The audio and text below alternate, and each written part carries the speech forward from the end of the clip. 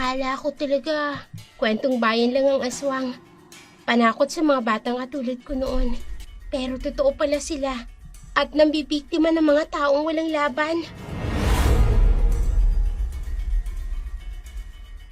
Hindi porket hindi mo nakikita'y wala na. Ang mga aswang ay nagtatago sa dilim. Kaya di mo sila basta makita. Huwag masyadong magtiwala sa modernong teknolohiya. May mga bagay na mas malaki kesa sa kayang ipaliwanag ng agham. Demonyo ka! Isa kang aswang! Halimaw sa gabi! Wala kang puso! Wala kang kaluluwa! Hindi ka nilalang ng Diyos! Dahil ang budhi mo'y itim! Kumikitil ng buhay na hindi mo naman nilikha! Isa kang makasalanang nilalang! Ang mga katulad mong nilalang, hindi dapat hinahayaang pag-alagala sa lipunan. Isa kang mapaminsalang nilalang. Sinisira mong likha ng Diyos. Ginagamit mong maitim ang budhi bilang aswang upang manakit ang iba.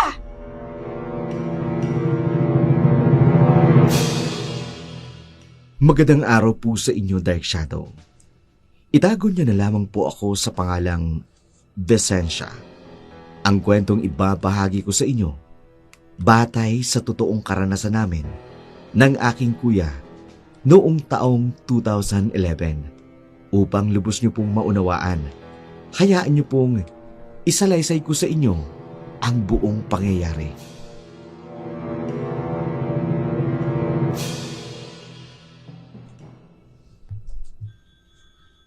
Ano ba naman to si Selena?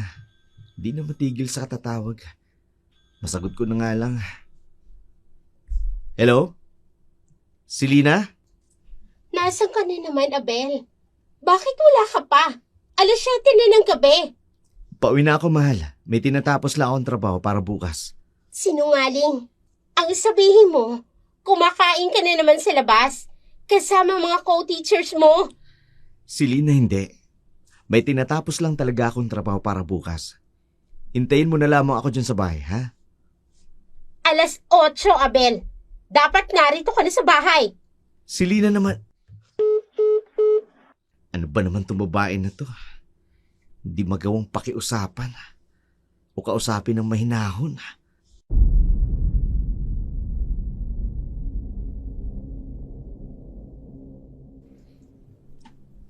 7 taon ng kasal sina Abel at Selena.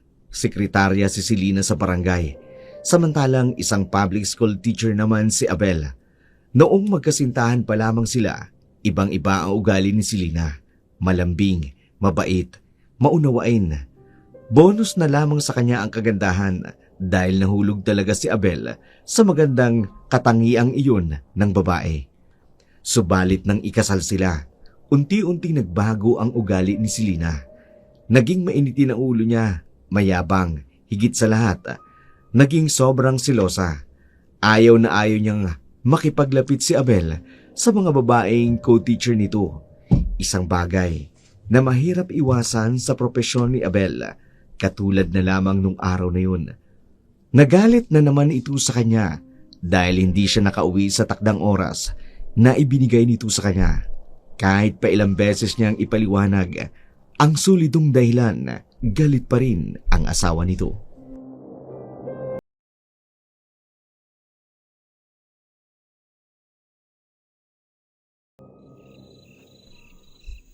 Alas 8 ang ibinigay kong oras sa iyo, Abel.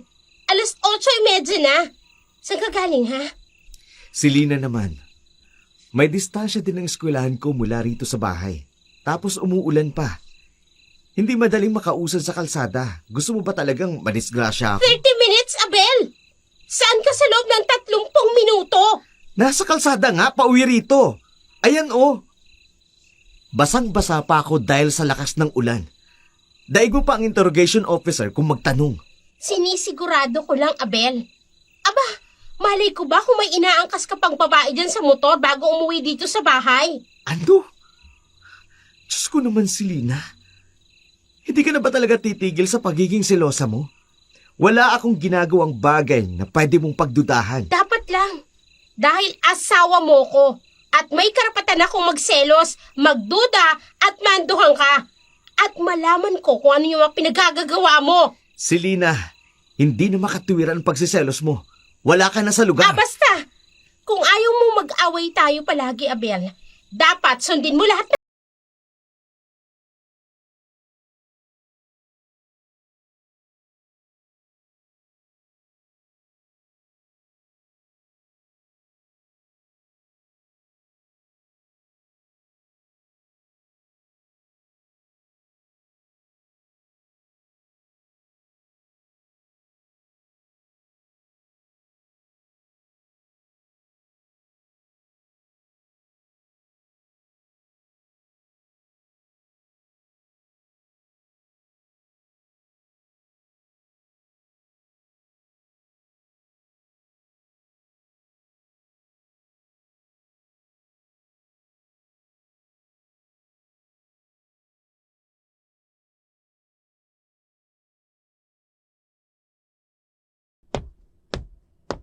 Kuya, ayos ka lang ba? Nag-away na naman ba kayo ni Ate Selena? Oo eh. Wala namang bago dun. Ikaw, bakit ginabi ka ng umuwi? Pumasok kasi ako sa cafe, kuya. Umi-extra ako kahit 3 oras lang. Bisenya, binibigyan naman kita ng allowance mo ah. Kuya, ayoko kasing dumating sa punto na pati ako pag-awayan ninyo ni Ate Selena. Aba naman, hindi mangyayari yan. Tsaka, alam niya namang nangako akong tutulungan ka na makapagtatapos ka ng pag-aaral. Kaya ikaw dapat focus ka lang sa pag-aaral mo, ha? Focus naman ako, kuya. Malaking ari ng pasasalamat ko dun sa cafe. Kasi pinapayagan nila ako mag-extra tuwing weekdays sa free time ko. Sige na. Pumasok ka na sa loob. Tulungan mo na lang si Selena kung may ginagawa siya. Papasok na rin ako mamaya. Sige po, kuya.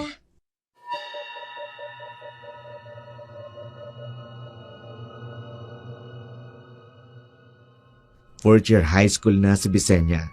Sa loob ng halos 4 na taong paninirahan niya sa piling ng kanyang kuya Abel at ng asawa nitong si Selena, hindi na bago sa kanya ang palagiang pag-aaway ng mag-asawa sa karamihan dahil selosa nga ang asawa nito kahit minsan wala na sa lugar. Hindi naman siya minamaltrato o sinasaktan ni Selena. Ramdam ni Bisenya na tila ang pagkadismaya at pagkaayaw nito ay ang pagtulong sa kanya ni Abel. Minsan pa nga'y nasasabihan niya si Selena habang kausap ang kaibigan nito sa telepono. Naririnig niyang nasasabi nito ang hindi pagsang-ayong ginagawa ng pagtulong ni Abel sa kanya.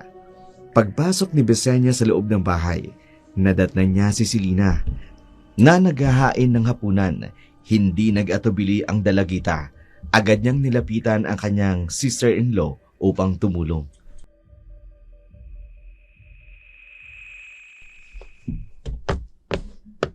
Tutulungan na po kita, Ate Selena. Ano ba naman yung amoy mo? Magbihis ka na muna. O kaya maghilamos ka. Amoy bawang ka. Sorry po, ate. Gumawa kasi ako ng garlic bread sa cafe kanina. Sige na. Magbihis ka na.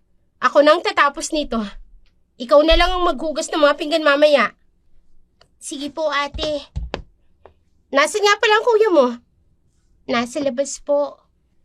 Walang hiya talaga yung kapatid mo. Niloloko talaga siguro ako niyan eh. Baka mamaya, may ibang ka-text yun sa labas. Hindi naman po, ate. Nagpapahangin lang po si kuya. Huwag mo nang kampihan niyang kapatid mo, Bisenya. Pero ate, pumasok ka na nga sa silid mo at magbihis ka na. Opo.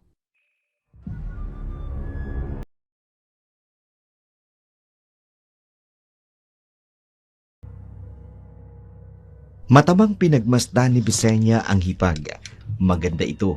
Maamo ang muka, matangkad. Balingkinitan ang pangangatawan.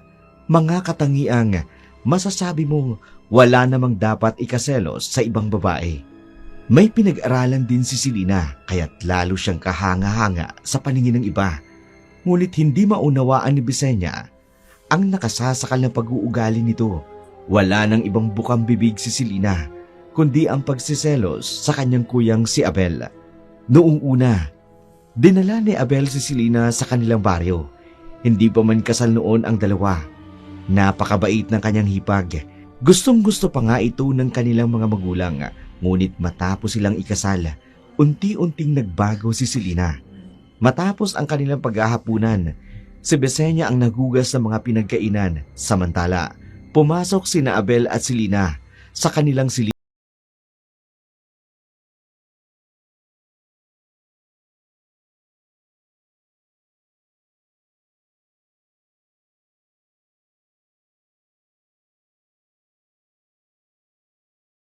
Ano ba naman to, Selena? Alas 10 na't gusto ko na magpahinga dahil may pasok pa ako bukas. Alas 7 ng umaga. Ano tong nakita ko sa Facebook, Abel? Bakit magkatabi kayo ni Hailey sa larawan? Selena naman. Malamang group picture yan. At hindi lang naman siya ang katabi ko sa larawan. Katabi ko si Ma'am Diaz, 60 years old na. Huwag mong sabihin pati siya pagseselosan mo. At bakit hindi? Babae rin yan, kahit na matanda na. Wala na sa lugar ang pagsiselos mo. Wala akong relasyon sa kahit kanino sa mga kako-teachers ko. Abel, alam mong sa ganito rin nagsimula ang relasyon ng mga magulang ko noon. Puro dinay si Papa kay Mama. Pero ang totoo, may kabit pala siya. Tapos iniwan niya kami at nagpakamatay ang nanay ko. Kaya naiwan ako mag-isa at nagpalipat-lipat sa mga kamag-anak ko. Pwes hindi ako katulad ng tatay mo, Selena. Hindi ako manluloko at higit sa lahat, wala akong kabit. Alam mo kung saan ang gagaling ang mga takot ko, Abel. Kaya hindi mo ko masisisi kung bakit ako ganito. Ayoko magkaroon tayo ng anak, tapos iiwan mo lang kami. Selena, ano ka ba? Hindi naman kita iiwanan. Kaya kung pwede, tama na ang kaseselos mo. Dahil sa totoo lang, nakakapagod ng umuwi sa isang tahanang magulo. Kung ganon, huwag ka nang makikipaglapit sa katrabaho mong si Hailey. Ano? Hindi naman pwede yun. Magka-year level kami ng tinuturuan. Kaya natural lang naman na may oras talaga kami mag-usap. Basta. Kapag hindi mo siya iniwasan, hindi talaga kita titigilan, Abel!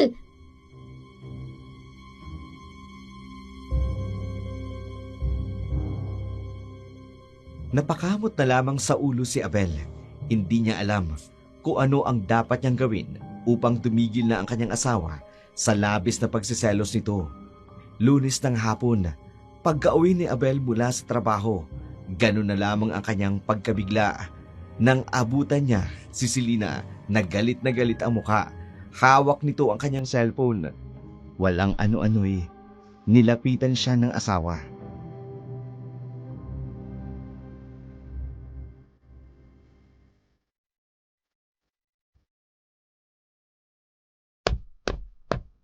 Selena, anong... Walang hiya ka. Bakit mo ba ako sinampal? Diba sinabi ko na sa'yo, layuan mo si Hailey? Bakit may larawan na naman kayo magkasama? Nababaliw ka na talaga. Birthday ni Hailey yan. Katabi niya sa picture yung boyfriend niya at ang layo ko sa kanya sa picture niya. Bakit kanya tinag sa Facebook? Kasi nga naririyan ako sa picture na yan. Tsaka hindi lang naman ako ang tinag niya. Anong malay ko kung may sikreto pala kayong relasyon, ha? Pwede nyo naman gawin yun. Hindi ko alam kung anong klaseng paliwanag ang gagawin ko sa'yo, Selena. Pagod na ako mag-explain. Wala akong ginagawang masama. Hindi ako nagluloko. At tigilan mo na yung kabibintang na ginagawa mo sa akin sa ibang tao. Nakakaya na sa ibang tao. Saan ka pupunta? Abel! Huwag mo kong tatalikuran! Hindi Magpapahinga pa na tayo ako. tapos mag-usap? Mag-usap na lang tayo kapag matino yung isip mo. Hindi! Bumalik ka rito! Abel! Walang hiya ka! Manloloko! Babaero!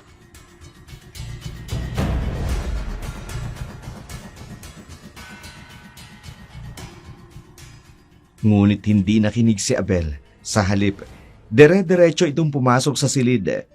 Inilak ang pinto, samantalang si Selena nagwawala pa rin sa may sala.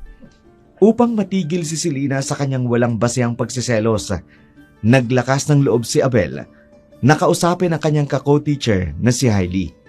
Nahihiya man, diretsahan niyang sinabi rito na iwasan niya na ito. Hindi dahil may kasalanan siya, kundi upang Wag nang magduda pa si Selena. Ngunit sa kasamaang palad, yun mismo ang eksenang inabutan ni Selena sa labas ng gate ng paaralan. Dinaanan niya kasi si Abel matapos ng kanyang trabaho sa barangay hall. Umuusok sa galit ang kanyang ilong, akmang susugurin si Hailey, pero mabilis siyang napigilan ni Abel. Pagka-uwi nila sa bahay, muli na namang nauwi sa matinding pag-aaway ang mag-asawa.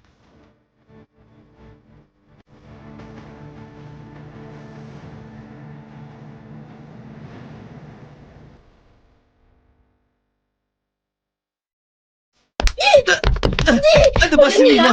Tama na! Napakababaero mo! Nasasaktan ako! Ano ba? Walang iya kayo! Sa labas pa talaga ng eskwela ang kayo naghaharutan! Wala kaming ginagawang masama. Kinausap ko lang si Hailey na iwasan ko na siya para matigil ang kasiselos mo. Alam mo ba kung gaano nakakahiya yun? Wala kang kaalam-alam. Wala namang ginagawang masama sa iyo yung tao. Nadadamay dyan dahil sa walang basehan mong pagsiselos. Sinungaling! Ang sabihin mo, kabit mo talaga yung malanding guro na yon! Tama na. Nakakaya ka na, Selena. Paano kung hindi kita napigilan kanina? Sasaktan mo talaga ang katrabaho ko? Oo! At paano kung ireklamo ka niya, ha? Dahil pinapahiya mo siya. Ano mangyayari sa'yo? Sa atin? Alam mo, pwede akong matanggalan ng lisensya. Pati na rin ang co-teacher ko dahil sa mga maling paratang mo. Tandaan mo to, Abel. Pagsisisihan mo ang ginawa mo ito sa akin! Pagsisisihan mo! Hindi magawang maawat ni Abel si Selena.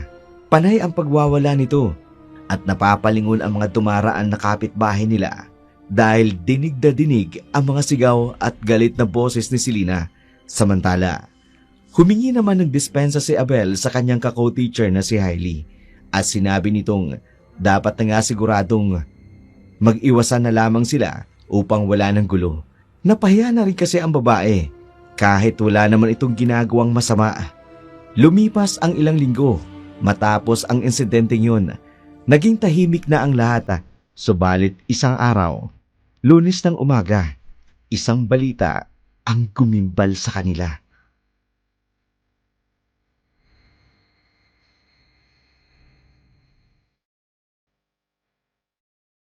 Ano pong sinasabi mo, Sir Martin? Si Teacher Hailey, natagpo ang patay sa gubat. Ho? Kaya raw pala hindi ito nakarating kahapon sa boarding house niya. Pinaghihinalaan na baka ang driver ng habal-habal na sinakyan niya patungo rito sa bayan ang pumatay sa kanya. Kaya ayon, pinaghahanap na yung habal-habal driver. Diyos ko, nasaan na po yung bangkay niya? Inuwi na sa kanilang baryo. Kawawa naman si Teacher Hailey. Brutal daw ang pagkamatay. Basag ang ulo. Walang lamang loob. Bali-bali ang mga buto. Napakahayop ng kriminal na pumatay sa kanya. Pupunta nga kami sa baryo nila upang makiramay. Sasama ka ba, Sir Abel? Sige, sasama ako.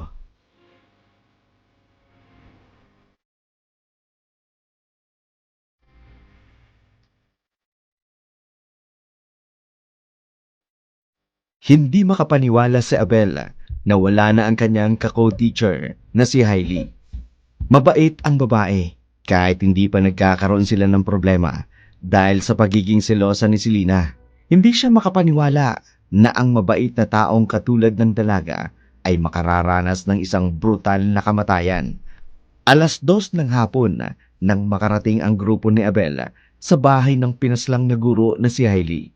Umiiyak ang pamilya at ang mga kamag-anak nito. Narinig din niya ang usap-usapan. Hindi ang habal-habal driver ang pumatay dahil natagpuan din ang bangkay nito. Wala ring lamang loob, basag rin ang ulo. Kaya naging isang malaking dagok ang insidenteng nangyari.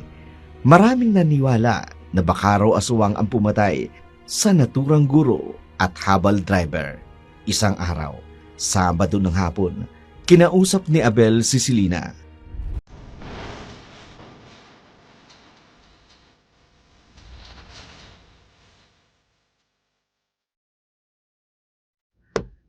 Selena, may district education conference kami next week sa kabilang bayan gaganapin. Gusto ko lang sabihin para malaman mo, mas maaga.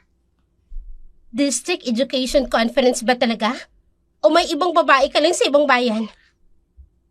Mag-uumpisa ka na naman ba, Selena? Wala ka nang ginawa kundi ang magduda. Hindi ka ba napapagod? Hindi.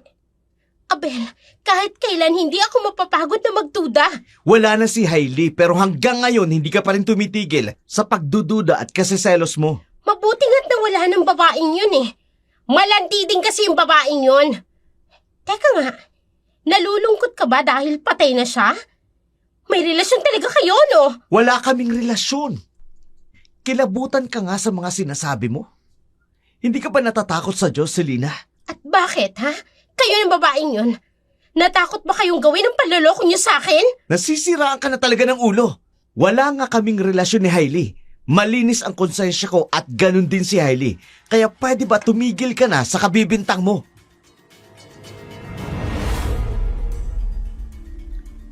Walang kapagurang pagdududa at pagsiselos si Selena. Minsan, naisip ni Abel, kulang na lang, pati langaw at lamok ay pagselosan ng kanyang asawa. Matapos ang mga araw ng kanilang District Education Conference, umuwi na si Abel sa kanilang tahanan. Doon ay naabutan niya ang kapatid niyang si Bisenya na kasalukuyang nagluluto ng hapunan.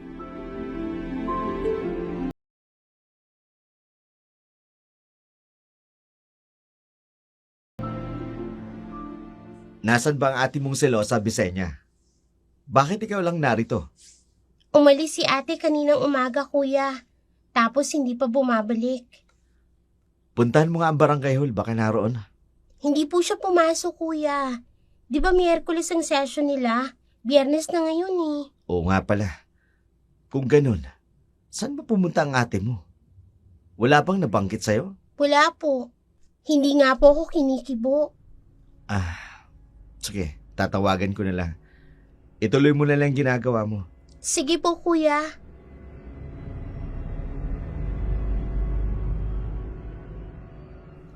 Sinubukan tawagan ni Abel ang asawa, ngunit hindi ito sumagot sa kanya. Kaya naman, nakaramdam siya ng kaba, lalo na't usap-usapan sa kanilang lugar ang tungkol sa pagpatay kay Teacher Hailey at sa habal-habal driver. Maraming nagsasabing aswang daw ang may gawa ng naturang krimen. Hindi pa man siya nakakakita ng aswang. Mas mabuti na rin kung mag-iingat siya. 7:00 ng gabi. Saka pa lamang umuwi si Selena. Kaagad naman siyang tinanong ni Abel kung saan siya galing. Ngunit sa halip na sumagot ng maayos, garapal ang naging sagot nito kay Abel.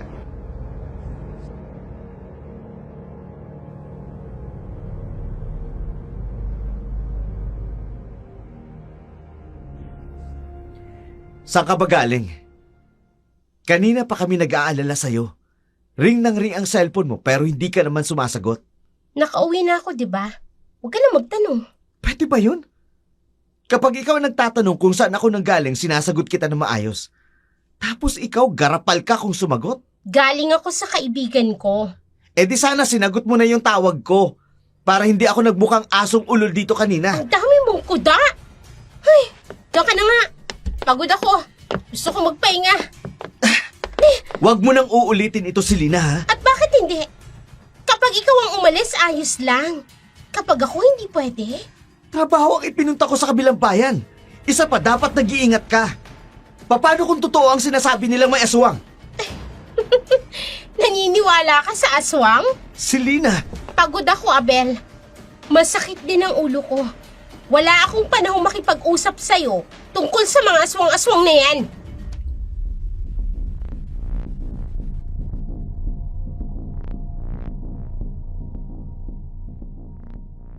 Marahas na lamang na bumuntong hininga si Abel habang sinusundan ng tingin ang asawang papasok ng kanilang silid. Kitang-kita rin ang pagod ng mga mata nito na tila galing sa isang mahabang paglalakbay. Kinabukasan, habang nag-aayos ng bisikleta si Abel, narinig niya ang usap-usapan sa labas ng kanilang bakuran. Hindi niya maulinigan ito ng maayos, kaya nang makita niyang papasok ang kapatid niyang si Bisenya galing sa labas, kung saan naruroon ang mga taong nag-uusapa, kaagad niyang tinanong kung ano ang pinag-uusapan ng mga tao sa labas.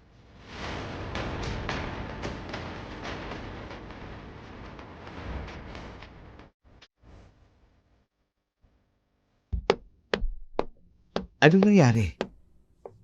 Bakit ang aga-aga ng tsismisa ng mga kapitbahay? May natagpuan daw kasing isang dalagita, kuya. At nakumpirmang anak ni Kapitan. Si Tara? Opo, nakita siya sa talahiban sa gilid ng gulod. Sunog raw ang katawan at walang lamang loob.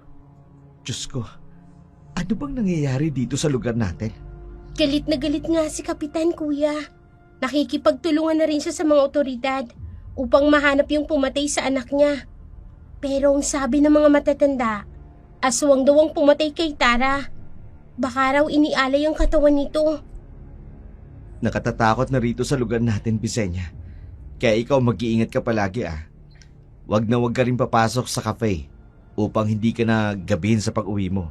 Pero kuya, Wala nang pero-pero. Sundin mo na lang ang sinasabi ko sa'yo. Para naman ito sa kapakanan mo.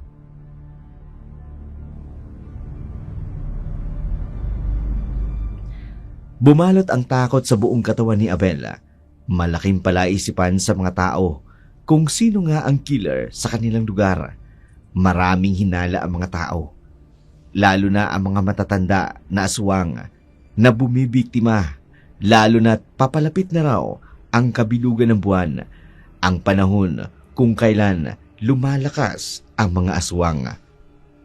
Samantala, Lunes ng umaga, pagpasok ni Abel sa paaralan, lumilibot ang kanilang prinsipal upang ipakita ang formal na bagong teacher na pumalit sa pinaslang na si Teacher Hailey.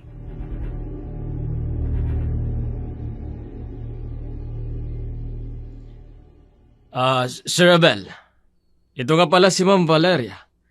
Nagtapos siya sa isang kilalang pamantasan sa Maynila. Siya ang papalit kay Ma'am Hailey. Good morning, ma'am. Ma'am Valeria, welcome po dito sa San Benedicto Elementary School.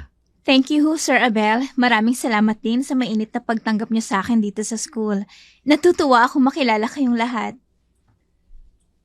Sir Abel, ikaw na ang bahala kay Ma'am Valeria, ha? Opo, sir. O siya, maiwan ko na kayo. Naituro ko na rin kay Ma'am Valeria ang magiging classroom niya. Ma'am Valeria, kapag may mga tanong ka, pumunta ka lang sa opisina ko, ha? Opo, Sir Martin.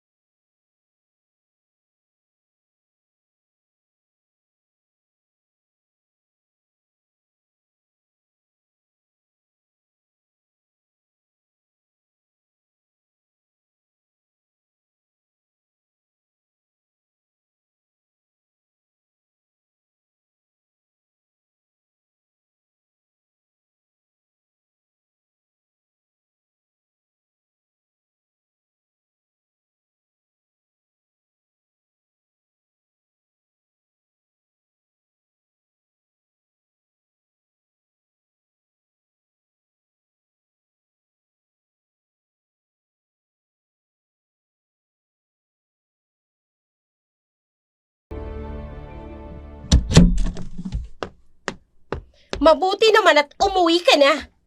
Selena, ano na naman to? Anong-ano na naman? Nakita ko tong larawan na to sa Facebook. May bago na naman palang guro sa eskwelahan ninyo. Oo, kapalit ni Teacher Hailey. Magandang babaeng yun, ah. Di hamak na mas maganda doon sa isa. Selena, huwag kang gagawa ng kalokohan Huwag mo nang uulitin ang ginawa mo noon. Bakit natatakot ka? Dahil ba may gusto ka sa bagong guro na yun, ha? Ano? Selena, wala ka na ba talagang ibang gagawin kundi magselos? Nakakasawa na. Paulit-ulit na lang ang pag-aaway natin.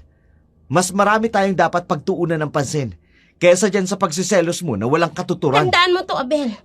Wag na wag ko lang malalaman na nakikipaglapit ka riyan sa baguhang guro na yan.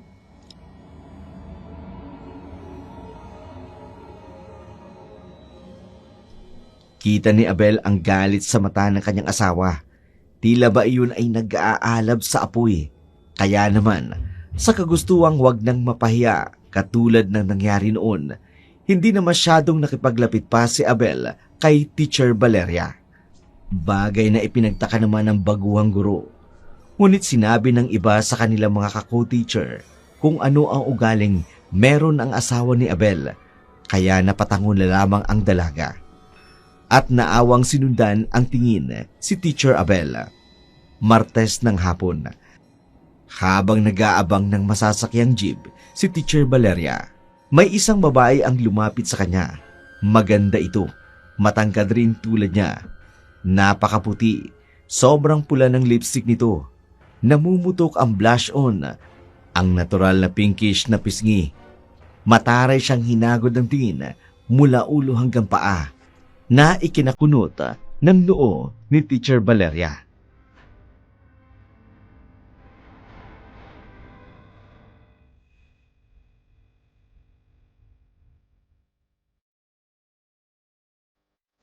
May kailangan ka ba, miss? Mrs. Gonzales. May kailangan po ba kayo sa akin, Mrs. Gonzales? Ikaw ang bagong teacher ng San Benedicto Elementary School, di ba? Ako nga ho. May estudyante ho ba ako na anak mo? Wala. Pero katrabaho mo ang asawa ko. At kaya ako narito upang balaan ka. Huwag na huwag mo lalantiin ang asawa ko. Kung hindi, may kalalagyan ka sa akin. Mrs., pananakot na ho yung ginagawa mo. Hindi po maganda yan. Talagang hindi magandang mangyayari sa'yo. Sa oras na landiin mo ang asawa ko.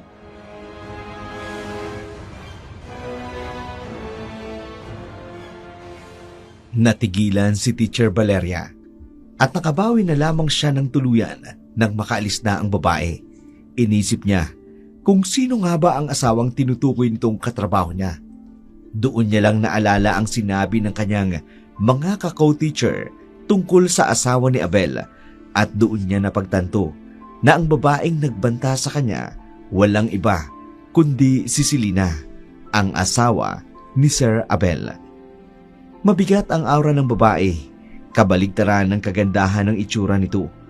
Tunay nga ang kasabihang, looks can be deceiving. Kinaumagahan sa bahay ng mag-asawang Selena at Abel.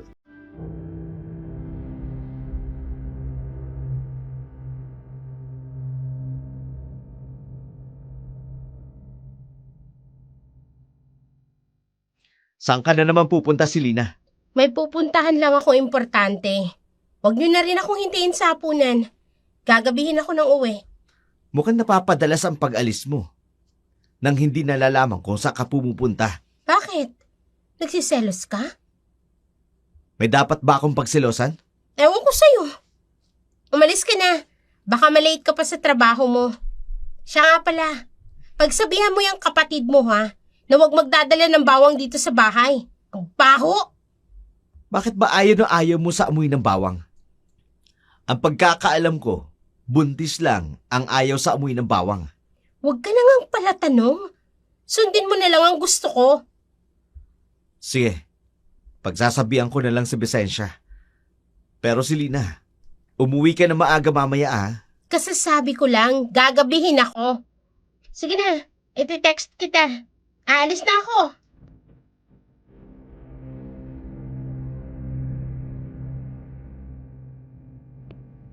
Napakunot ng noo at nagtataka si Abel dahil hindi naman madalas umaalis ng kanilang bahay si Selena, lalo na aabutin ito ng gabi sa daan. Noong nakarang araw ay napansin niya ang madalas sa paglabas ito, lalo na kung gabi. Samantala, sa sentro ng bayan, abala si Vicenia sa pagpili ng kartulina sa isang tindahan para gagamitin niya sa kanyang visual aid kinabukasan. Nang makarinig siya ng isang pamilyar na boses na tumatawa, kaya naman, Hinanap niya kung saan ang galing iyon, ngunit nanlaki ang mga mata niya sa kanyang nakita.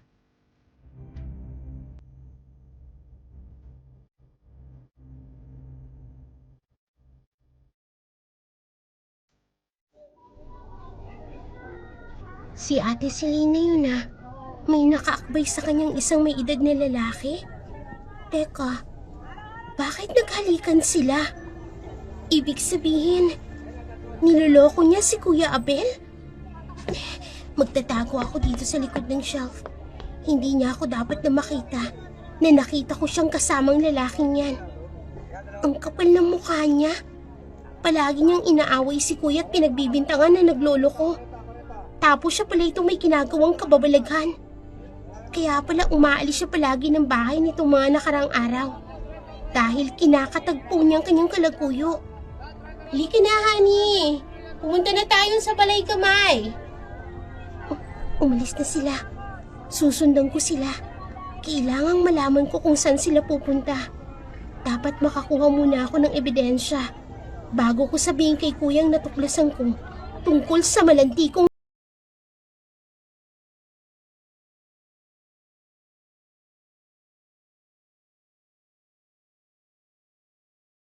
Ni Vicensya si Selena at ang lalaki nito.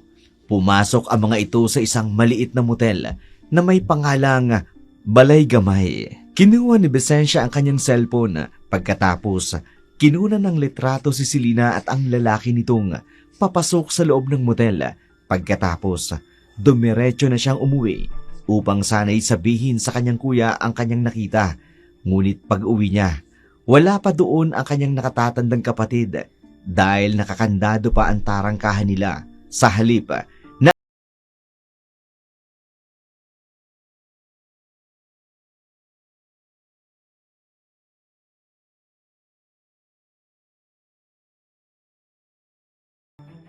Sino po kayo? Ano pong kailangan ninyo? Magandang hapon. Ako si Teacher Valeria. Katrabaho ako ni Teacher Abel. May kailangan po ba kayo sa kuya ko? Kaya lang mukhang hindi pa po siya nakakauwi. Hindi. Gusto ko lang ipaalam sa inyo na nadisgrasya sa motorsiklo si Teacher Abel. Ano ho? Diyos ko, nasaan ang kuya ko? Ayos lang po ba siya? Sa awa ng Diyos, maayos naman siya. Nasa ospital siya ngayon. Mabuti na lang at magkasunod ang tricycle na sinasakyan ko at ang motor niya. Kaya nung sumemplang siya at nahulog sa kanal, kaagad naming natulungan ng tricycle driver. Kawawa naman si kuya. Pupuntahan ko siya. Sumabay ka na sa akin. Ihahatid kita doon. Maraming salamat po, Teacher Valeria.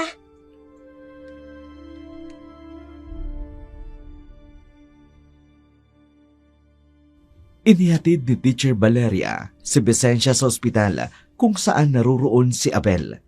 Doon natagpuan ni Vicensya ang kuya niyang may benda at cast sa kaliwang paa at braso. Pero ligtas raw ito ayon sa mga doktor. Napaiyak na lamang si Vicensya sa itsura ng kanyang kapatid.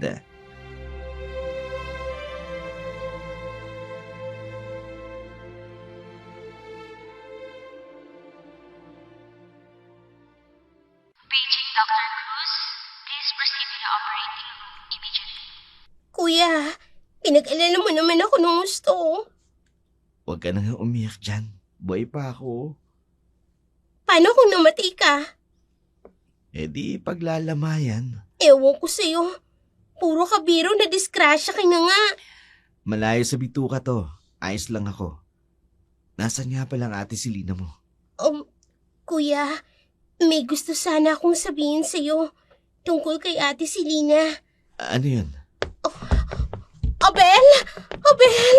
Asawa ko! Anong nangyari? Ayos ka lang ba? Ayos lang ako. Ayos lang? Tingnan mo nga yan, oh. May cast kang paa mo at ang binti mo. May kas ang paa at kamay ko dahil may bali ang mga buto ko. Nilagay ang kas para matigil ang galaw ng mga buto ko habang nagpapagaling ako para hindi na lumala ang injury ko. Kahit maliit lang ang bali, kailangan itong immobilize para maghilom na maayos. Ganun ba? Sa susunod kasi, mag-iingat ka.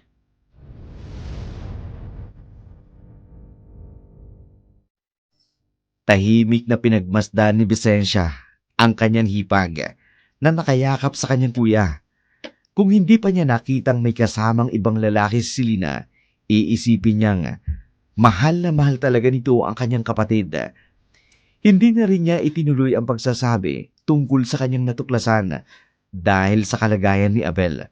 Kinabukasan, habang nanunood ng TV sa ospital si Vicensya, nag-flash sa balita ang tungkol sa isang bangkay ng kapitang natagpuan sa isang bakanting lote. Nang ipakita sa screen ang muka, ganun na lamang ang pagkabigla ni Vicensya dahil yung lalaking kasama ni Selena ang nakita niya sa bayan.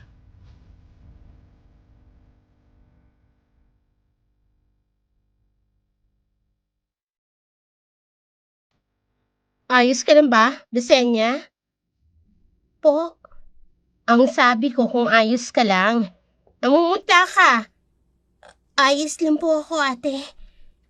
Hindi ako pwedeng magkamali. Ang lalaking yan ang kasama niya kahapon. Bakit mo ko tinitingnan ng ganyan? Wala po, ate. Nagagandahan lang po ako sa'yo. Talaga? Bumabata ba ako sa paningin mo? Opo. Ang fresh nga po ng skin mo. Oh, salamat. Alam mo, may sikreto ako kung bakit napapanatili kong bata ang aking balat at itsura.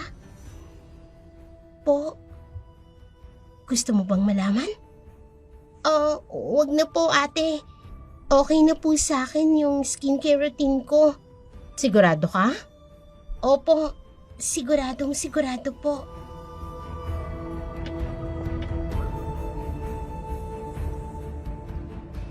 Hindi alam ni Vicensya pero kinakabahan siya habang tinitingnan ang mga mata ni Selena.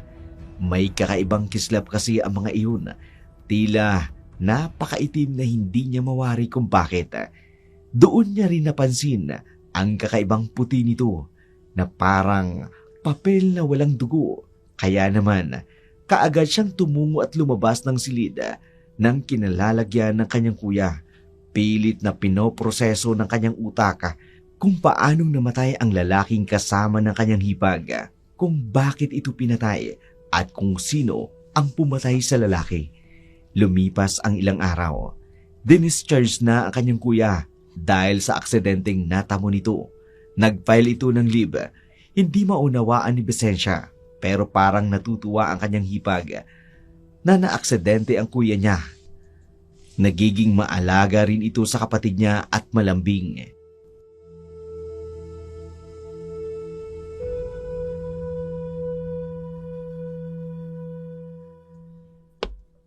Kumain ka lang, love, ha? Masarap yung niluto ko para sa'yo. Maraming salamat, love. Sana ganito ka palagi. Oo naman. Huwag kang mag-alala, love. Magiging ganito tayo palagi. Ito yung lagi kong pinagdarasal sa Diyos na mangyari noon pa. Kuya, aalis na po muna ako. Saan ka pupunta? Sabado ngayon. May pasok ka? Wala po. Gusto ko lang pong pumunta sa kaklase ko.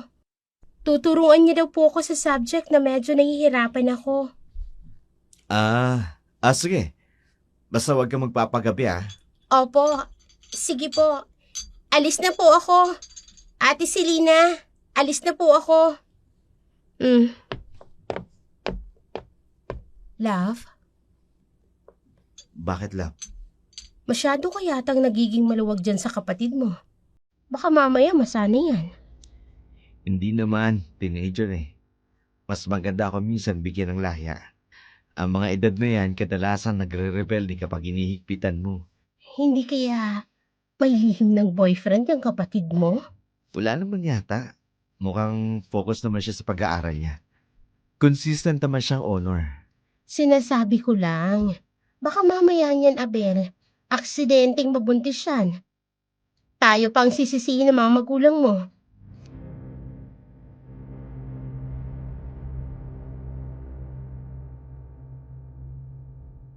Hindi nakakibo si Abel at napaisip rin siya sa mga sinabi ng kanyang asawa. Naisip niya ang posibilidad na baka nga may nanliligaw o nagpapaligaw na si Vicensya. Maganda ang kanyang kapatid. Hindi malayong may magpalipad ng hangin rito at mahulog naman si Vicensya sa tinatawag na puppy love. Ngunit ang hindi alam ni Abel, nilalason lamang ni Selena ang kanyang isipan upang pagdudahan niya ang sariling kapatid. Samantala, hapon ng araw na yun, pauwi si Vicensya nang may madaanan siyang kumpul ng mga matatandang naglalaro ng pusoy sa daan. Narinig niya ang pinag-uusapan ng mga ito.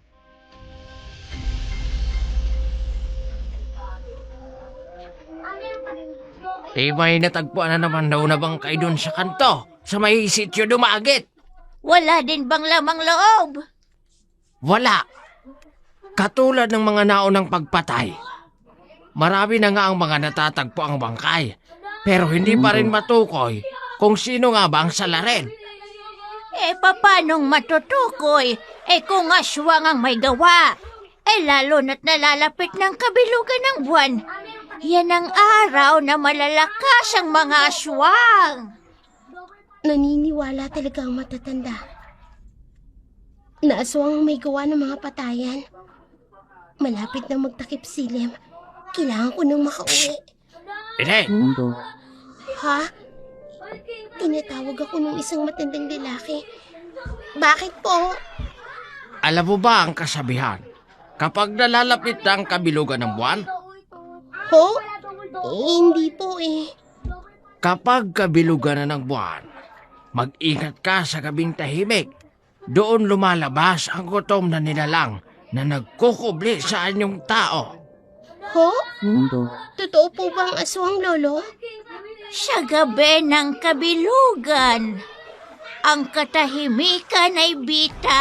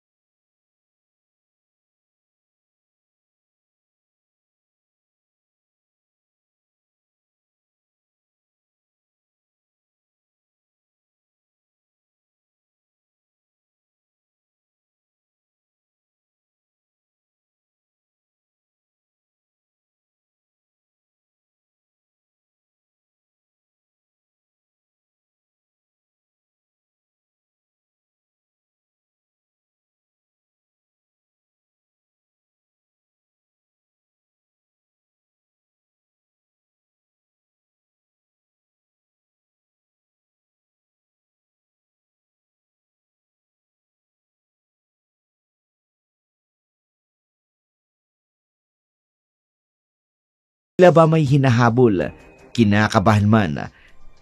Sinundan pa rin ni Vicensya ang kanyang hipag. Ingat na ingat siyang huwag mapansin hanggang sa nakarating sila sa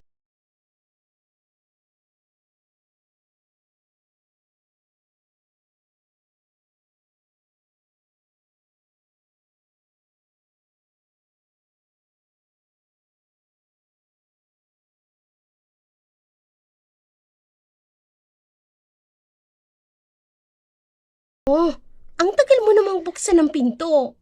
Wala bang nakakita sa'yo? Wala. Maingat ako. At isa pa, baldado ngayon ang asawa ko. Mabuti naman. Matatagalan pa naman siguro siya bago gumaling. Hindi ko alam. Pero sana nga hindi na siya makalakad eh. Para sa bahay na lang siya. Iba ka rin eh. Puro kaselos sa asawa mo. Pero ikaw tong totoong may kabit. Siyempre, para kunyari malinis ako. Tama na nga yung segue na yan. Gusto mo nang maglampungan tayo? Bastos ng bunganga mo ah. Okay, fine. Di bingbangan na. Maghubad ka na ng damit mo. Kailangan ko makabalik ka agad sa bahay eh. Okay, yun ang gusto ko sa'yo eh. Madas ka.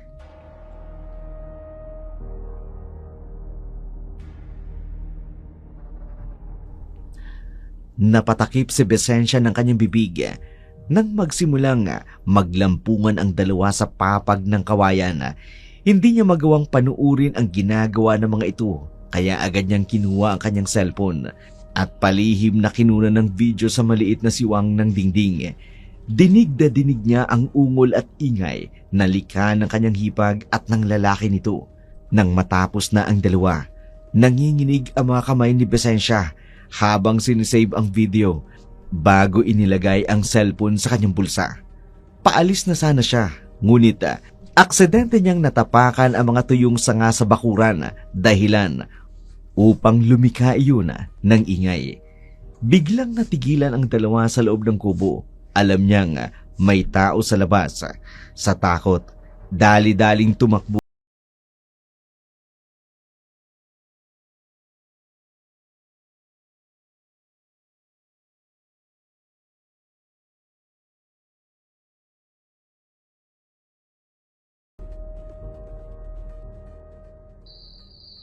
Kailangan makauwi na ako sa bahay para malaman ni Kuya ang lahat.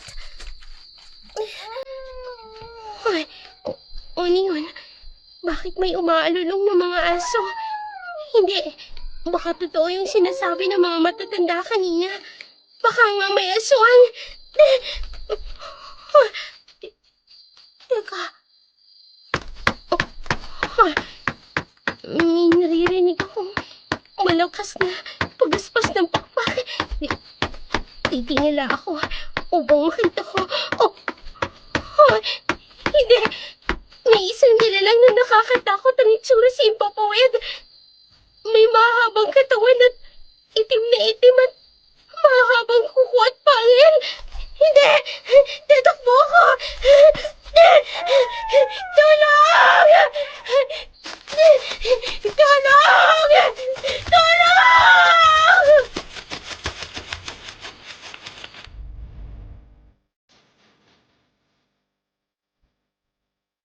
Mabilis na tumakbo si Vicencia. Hinubad niya ang kanyang suot na doll shoes upang makatakbo ng mabuti. Malapit na siya sa kalsada nang bigla siyang dagitin ng aswang.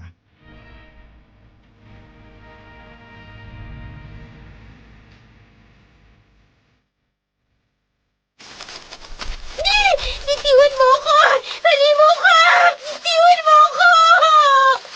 Sa akala mo ba, makatatakas ka? Papatayin kita. Katulad ng mga biktima ko. Wala akong ititira sa katawan mo. Uubusin ko ang lamang loob mo! Tulong! Bitiwan mo ako! Bitiwan mo ako! Dudukutin ko ang puso mo ng ganito! Bitawan mo siya, aswang! Ano? Tanggapin mo ang pangontrang ito!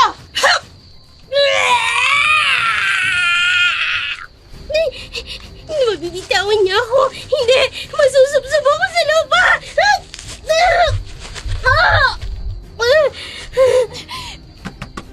Vicencia!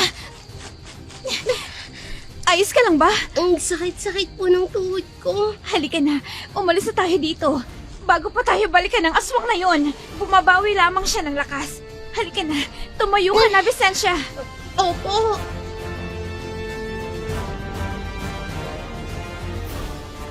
Dinala ni Valeria si Vicencia sa kanyang inuupang bahay at pinaupo ang dalagita sa isang bangkong kahoy habang inihahanda niya ang mga halamang gamot na ipapahid sa dumudugong siko at tuhod nito. Bakas pa rin sa mukha ni Vicencia ang labis na takot at pangamba.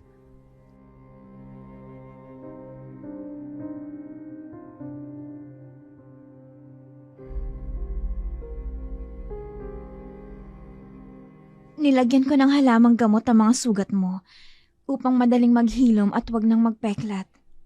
Salamat po, Ma'am Valeria. Ano nga palang ginagawa mo sa gilid ng gulod? Alam mo ba na delikadong lumabas ng gabi?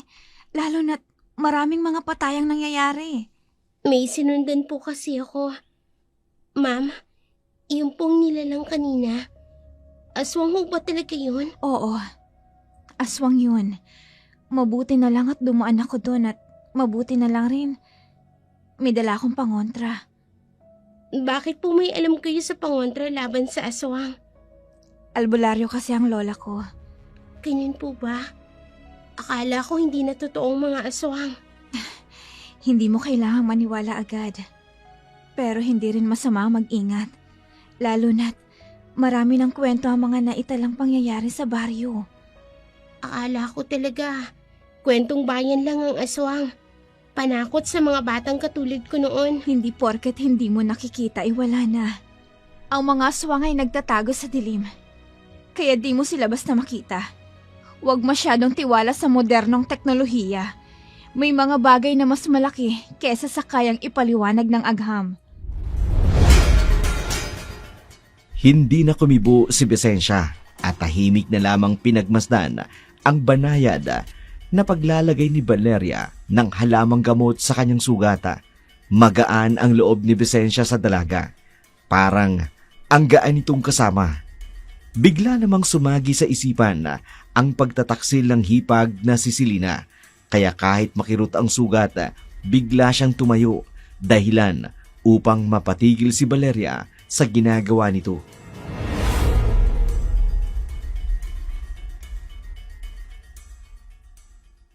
Visensya, isang ka? Bakit ka tumayo? Baka dumugo ang mga sugat mo sa tuhod. Kailangan ko na pong umuwi, ma'am. Kailangang malaman ng kuya kong kalokohang ginagawa ni Ate Selena. Anong ibig mong sabihin, Visensya? Niloloko niya po si kuya. May ibang lalaki siya. Nakita ko siya at ang lalaki niya. Visensya, ganito na lang. Delikado sa labas. Baka mamaya hinahanap ka ng aswang. Magpaumaga ka na lang ha. Ihahatid kita bukas. Pero ma'am, Makinig ka sa akin. Mas mabuti nang umaga ka na umuwi. Dahil hindi ko mapapatawad ang sarili ko sa oras na may mangyaring masama sa'yo.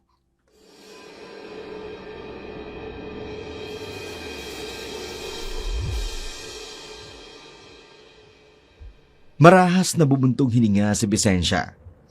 Bago muling umupo, may punto kasi si Valeria. Maaring nasa paligid lamang ang aswang na sumalakay sa kanya.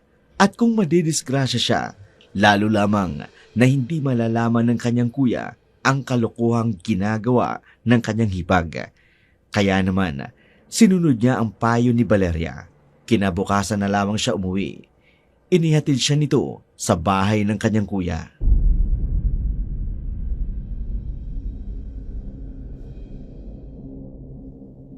kuya, Saan ka galing? Alam mo bang labis ang pag-aalala namin sa'yo ni Ate Selena mo? Ma'am Valeria. Sa boarding house ko natulog ang kapatid mo, sir. Bakit siya napunta sa boarding house mo, ma'am? tinulungan niya ako kuya. Nadapa kasi ako kahapon. Tapos sakto naman na dumaan si Ma'am Valeria. At bakit mo naman kinukonsente si Visensya, Ma'am Valeria? Bakit hindi mo siya rito inihatid kagabi? Delikado ang lumabas ng gabi, Mrs. Gonzales. Maraming patayan na nangyayari sa lugar natin. Mahirap na. Baka mabiktima kami ng taong pumapatay. Ang sabihin mo, konsentidor ka rin. Teacher ka pa naman. Tama na po ate. Nag-text naman ako kagabi kay kuya. Wala akong natanggap na text. Kahit itanong mo pa sa Ate Selena mo. Dahil siya ang may hawak ng cellphone ko. Oo, wala akong na-receive na text mo, Visensya. Pero, nag-text po ako. Visensya, tama na. Mas mabuti pang magpahinga ka na para mas mabilis humilom ang mga sugat mo. Aalis na ako, Mr. and Mrs. Gonzales. Huwag naman po sana ninyong pagalitan ng husto ang bata. Kawawa naman kasi. Wala naman siyang ginagawang masama. At sino ka para pagsabihan kami? Konsentidor na teacher?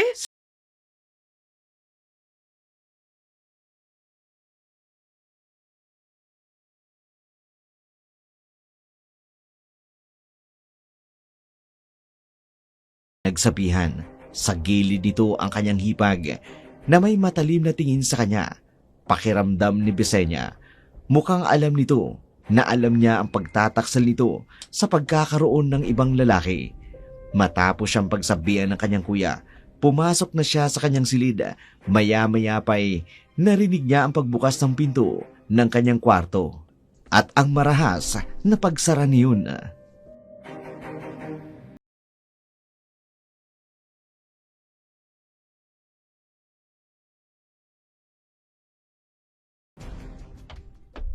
Sinundan mo ako kahapon, hindi ba? Hindi ko alam ang sinasabi mo, ate. Huwag ka na magsinungaling, Bisensya. Anong nakita mo, ha? Na may lalaki ka? Rico, ano ba? Nasasaktin ako! Makinig ka sa akin, Bisensya. Huwag na huwag kang magkakamaling sabihin sa kuya mo ang nakita mo. At bakit hindi? Karapatin niyang malaman ang totoo. Oh, my dear child, hindi mo alam ang kaya kong gawin kapag sinabi mo sa kuya mo ang lahat. Anong ibig mong sabihin? Simple lang. Baldado ngayon ang kuya mo. Pwede ko siyang saktan nang walang laban. Gusto mo ba yun? Hayop ka! Timungita ka! Napakasama mo! Paano mo nagawa ang lahat ng to kay kuya? Lahat ng gusto mo sinusunod niya. Mahal na mahal ka niya. Dahil hindi niya ako magawang mabuntis.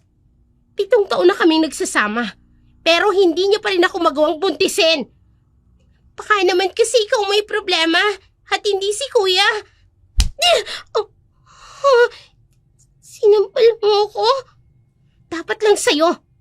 Tandaan mong sinasabi ko, ha? Selena? Lisensya! Anong nangyayari dyan? Itikaw mo yung bibig mo. Kung ayaw mong tahiin ko yan. Hayop ka. Wala namang nangyayari dito, love. Tinutulungan ko lang na gamutin ang mga sugat ni Bisensya.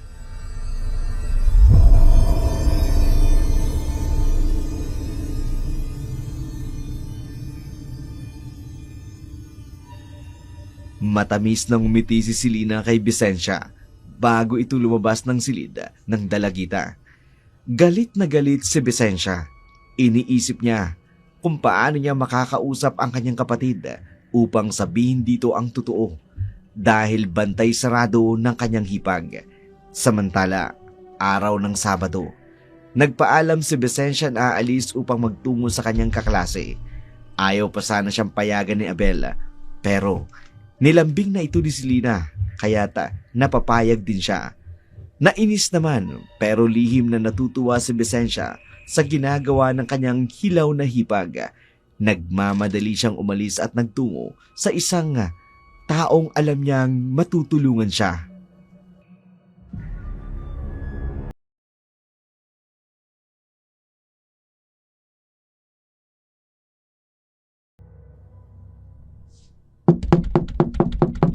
Sandali lang, nandyan na. Sino bang... Ma'am Valeria, Visensya?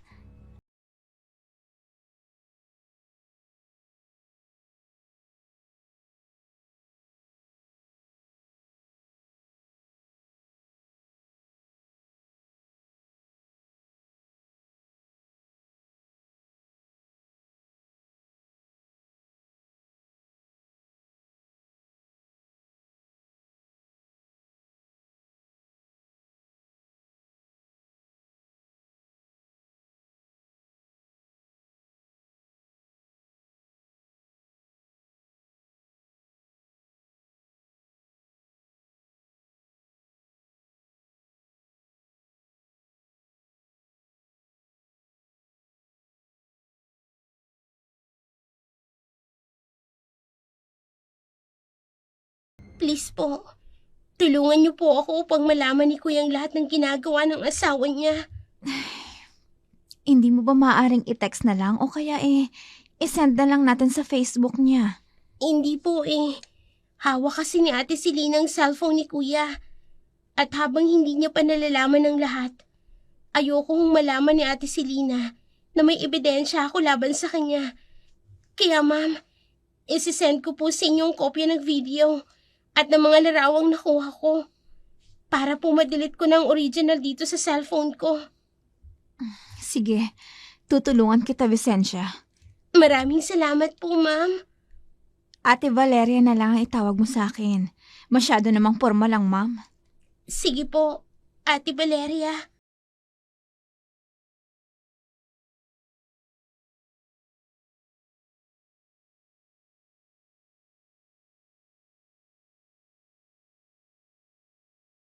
Ang kopya ng video at ang larawan kay Valeria. Ilang oras din siyang naglagi sa boarding house ito at nang malapit ng magdapit hapon, saka lamang ito naisipang umuwi. Kasalukuyang naglalakad patungo sa kaya ng tricycle si Vicentia nang bigla siyang makaramdam ng isang kakaibang presensya. Tila ba may mga yabag na sumusunod sa kanya. Dahil dito, napagpasyahan niyang lingunin ito.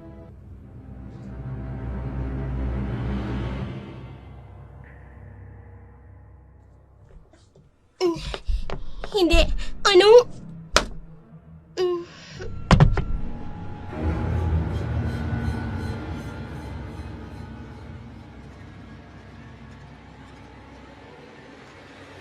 Bago pa man makasigaw si Vicentia upang humingi ng tulong, may bigla na lamang pumalo sa kanyang sintido, dahilan upang agad siyang mawala ng malay.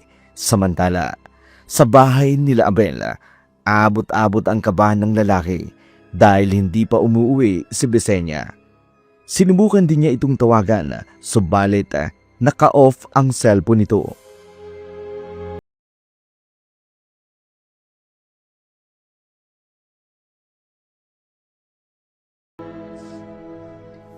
Nasaan na kaya si Vicentia? Dapat kasi, hindi ko na lang siya pinayagang umalis eh. Love, huwag ka na mag-alala. Hindi naman itong unang beses na umuwi ng gabi ang kapatid mo. Yun kasi yung sinasabi ko sa'yo noon. Masyadong maluwag ang pagdidisiplina mo dyan kay Vicentia. Kaya yan, inabuso ka. Mabait naman ang kapatid ko si Lina.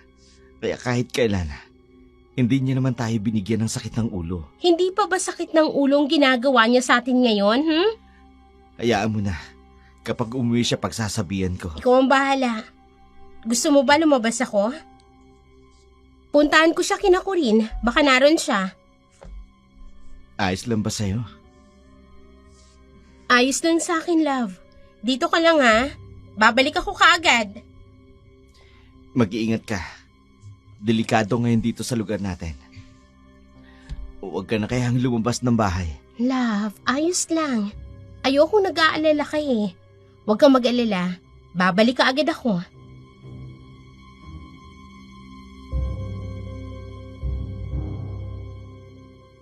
Hindi na nagpaawat pa si Selena, kaagad itong lumabas ng pinto ng kanilang bahay at dali-daling tumakbo palabas ng bakuran.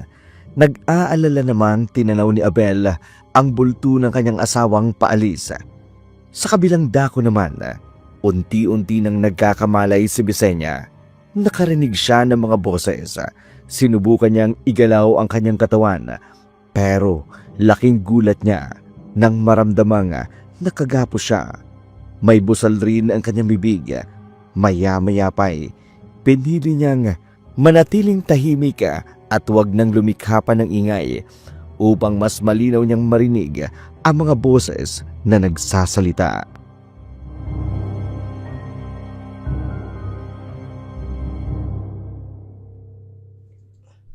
Nakuha mo bang cellphone niya, Sandro? Oo, kinalikot ko ng gallery. Kahit ano, wala dun. Sigurado ka? Oo, wala nga. Malinis na malinis.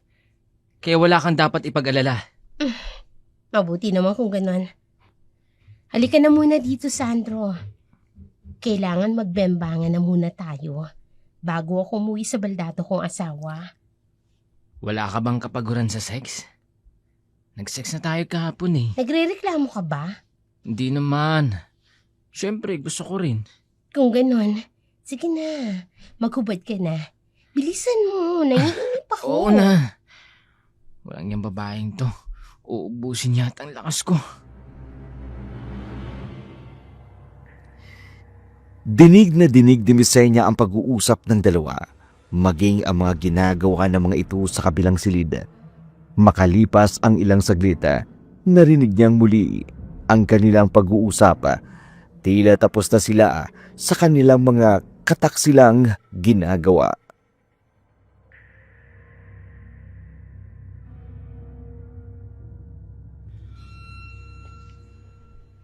Anong balak mo sa kapatid ng asawa mo? Pakakawalan mo ba? Ngayon na nasiguro mong na wala na siyang ebidensyang hawak. Siyempre hindi.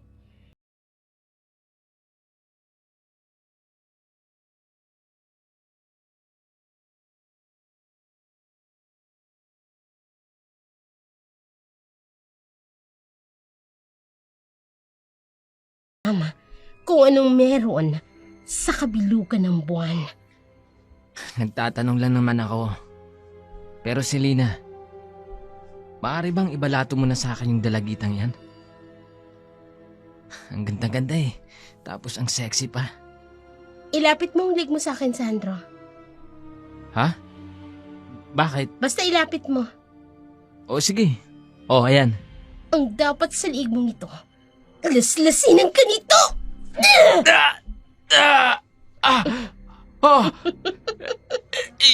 Hindi. Hindi mo pwedeng galawin si Besenya. Lalo pat kakailanganin ko siya sa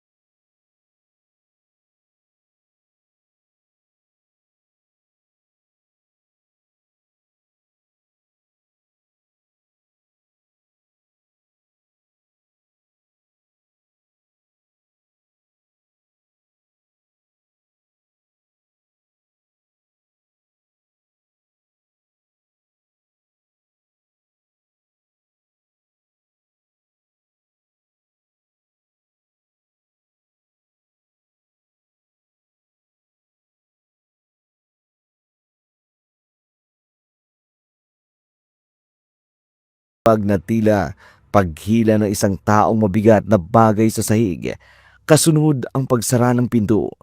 Samantala, bumalik si Selena sa kanilang bahay at kunwaring malungkot na ibinalita kay Abel na hindi niya natagpuan si Besenya.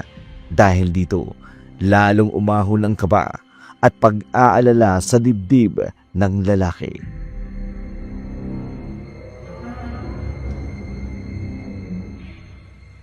Diyos ko, hindi ko mapatatawad ang sarili ko. Oras na may mangyaring masama sa kapatid ko.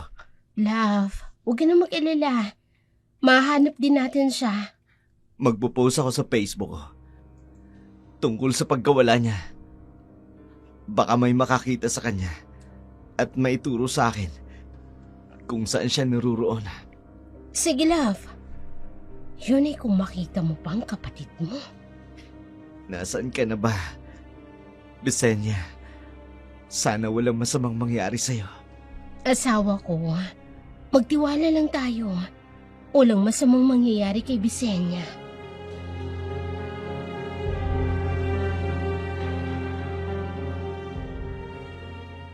Ngunit hindi maiwasan ni Abel ang mag-alala. Yun ang unang beses na hindi umuwi si Besenya.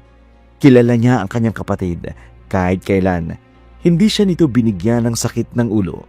Samantala, maraming komento ang lumabas sa Facebook post ni Abel hinggil sa pagkawala ni Besenya. Ngunit karamihan sa mga ito, walang malinaw na impormasyon kung nasaan ang dalagita.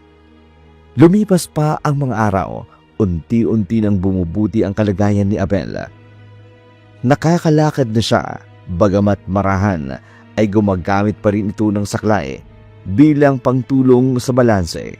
Gayunpaman, hindi siya nag-aksaya ng oras. Nais niyang mahanap ang kanyang nawawalang kapatid. Kasalukuyan siyang gumagayak upang umalis nang bigla niyang marinig ang mga katok sa pinto. Ikinagulat niya ito dahil kaalis lamang ng kanyang asawa, pero nagpasya pa rin siyang pagbuksan.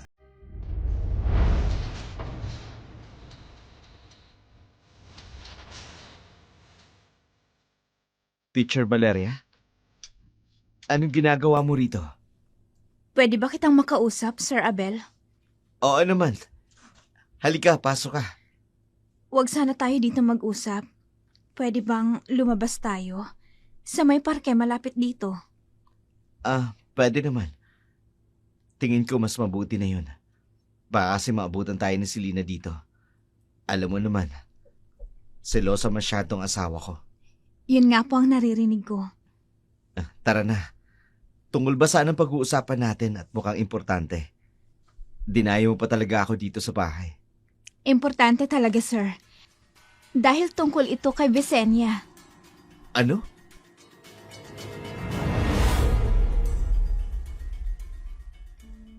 Napukaw ang atensyon ni Abel sa sinabi ni Teacher Valeria. Kaya naman, hindi na siya nag-atubiling sumama rito sa isang malapit na parke. Pagkarating nila roon, pumwesto sila sa isang waiting shed na may dalawang magkaharap na upuan, medyo malayo sa ibang tao. Pagkaupo pa lamang nila, agad na nagtanong si Abel kay Valeria tungkol sa nalalaman nito kay Visenya.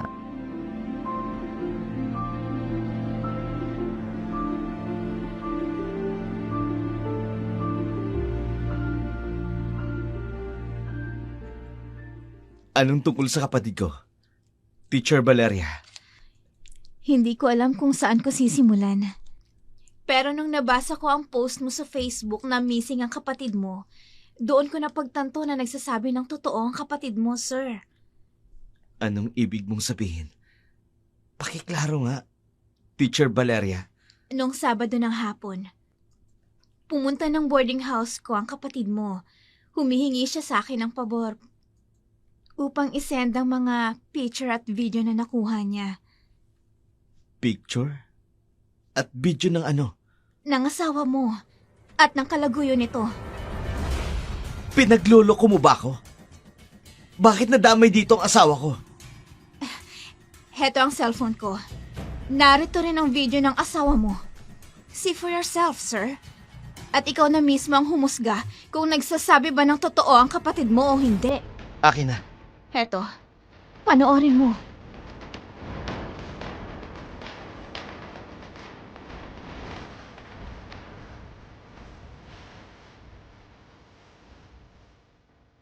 Nanginginig sa galit si Abel habang unti-unting binibitawan ang cellphone ni Teacher Valeria. Malinaw pa sa sikat ng araw ang mga nasa video. Naruroon ang kanyang asawa at isang lalaking ginagawa ang makamundong gawain. Napahilamo sa galit si Abel. Pagkatapos, sunod-sunod na humikbi at umiyak. Hindi niya na inalintana kung makita man siya ng kanyang kako-teacher sa ganoong kalagayan.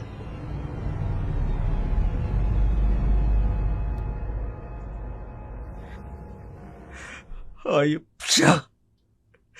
Walang hiya ka, Selena. Sir, sa tingin ko, may kinalaman ng asawa mo sa pagkawala ng kapatid mo. Ano? Nabanggit sa akin ni Visenya na mukhang alam ng asawa mo na may alam siya sa mga ginagawang kataksilan ni Selena sa'yo. Kung ganun, magbabayad siya. Papatayin ko babaeng yun. Kailangan makauwi ako. Kailangan ko siyang kumprontahin. Sir, sandali, wag muna. Kailangan natin ng konkretong ebidensya. Kapag kinumpronta mo ang asawa mo, at kung hawak niya nga si Visenya, baka kung anong gawin niya sa kapatid mo. Ano gagawin ko? May naisip akong paraan. Kung magtitiwala ka sa akin, magtulungan tayo, sir, para mahanap si Visenya.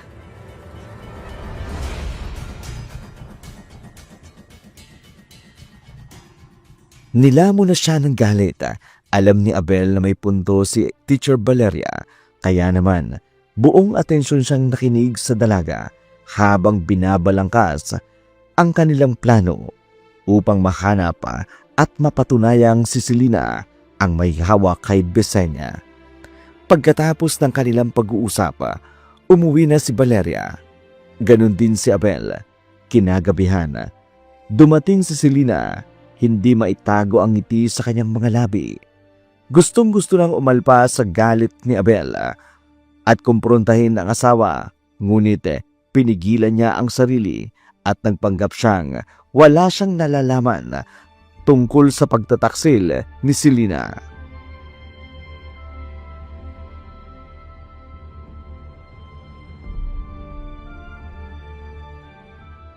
Mahal ko, may maganda akong balita sa'yo. Tungkol saan? Buntis na ako. Talaga? Oo. Teka, hindi ka ba masaya? Di ba matagal na natin gustong magkaanak? Masaya ako, mahal. Sobrang masaya ako. Pero, hindi ko naman nakikita sa mga mata mo na masaya ka. Masaya ako, Selena. Nalulungkot lang ako dahil hanggang ngayon, hindi pa rin natatagpuan ang kapatid ko. Matatagpuan din siya, Abel. Hindi naman ako tumitigil sa paghahanap sa kanya. Salamat naman kung gano'n. Siya nga pala, mahal. Bukas, kabilugan ng buwan. Gusto ko sanang panoorin yun bukas. Anong meron sa kabilugan ng buwan? Bakit pa palagi mong pinanunod ang buwan? Lalo na kapag kabilugan ng buwan. Panata ko yun, Abel. Siya nga pala. Gusto mo bang kumain na? Ipaghahanda kita. Kakaiba naman yata ang panata mo. Love, hayaan mo na ako. Teka nga pala, magsashower na muna ako Naiinitan kasi ako eh.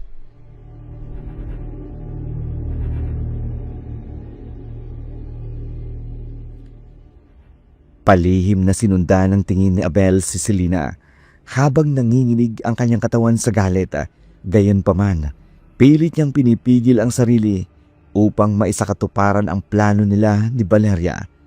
Kinabukasan, linggo ng hapon, muling nagpaalam si Selena kay Abel na aalis. Kaagad naman siyang pinayagan ni Abel na hindi na magtangkang magtanong pa kung saan ito pupunta. Pagkaalis ni Selena, agad siyang sinundan ni Abel bagaman nahihirapan siya dahil sa kanyang kalagayan. Hindi iyon naging hadlang kay Abel para alamin kung saan patungo ang kanyang asawa.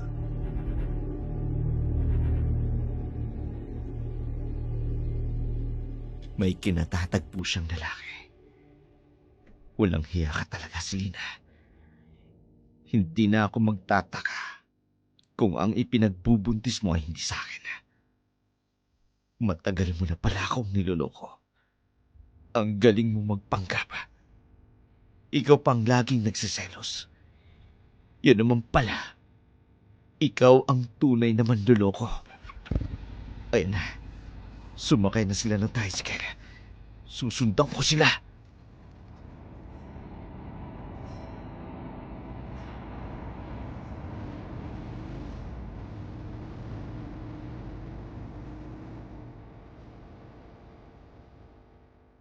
Sinundan ni Abel si Selena at ang lalaking kasama nito hanggang lumiko ang sinasakyan nilang tricycle sa isang motel. Hindi na bumaba pa ng kanyang sinasakyang tricycle si Abel. Sapat na sa kanya ang makita ang katotohanan. Pinagtataksilan nga siya ni Selena. Kaagad niyang kinuha ang kanyang cellphone at tinawagan si Valeria. Matapos sila mag-usap, hinihintay ni Abel si Valeria na dumating sa kanilang pinag-usapang lugar.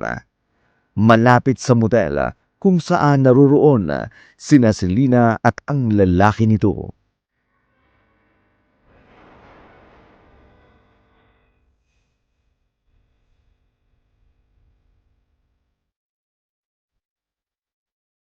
Sir Abel, Ma'am Valeria, pasensya na kung medyo natagalan ako. ako ang dapat humingi ng dispensa sa'yo. Problema ito ng pamilya ko, pero naabala kita. Nangako ako kay Visenya na tutulungan ko siyang malaman mo ang totoo. At isa pa, nangako rin ako sa'yo na tutulungan kitang mahanap si Visenya. Naririyan ang walang hiya akong asawa sa loob ng motel na yan. May kasamang lalaki. Pero ibang lalaki ang kasama niya. Hindi yung nasa video. Mukhang maraming lalaki si Mrs. Gonzales ah. Hindi ko akalain na ganyan siya. Kinausap niya pa nga ako noon tungkol sa'yo eh. Sabi niya, wag na wag daw kitang lalapitan. Ano? Ginawa niya yun? Ganyan din ang ginawa niya sa dating kako-teacher ko. Akala ko, kung sinong may malinis, mandoloko din pala. Hitad!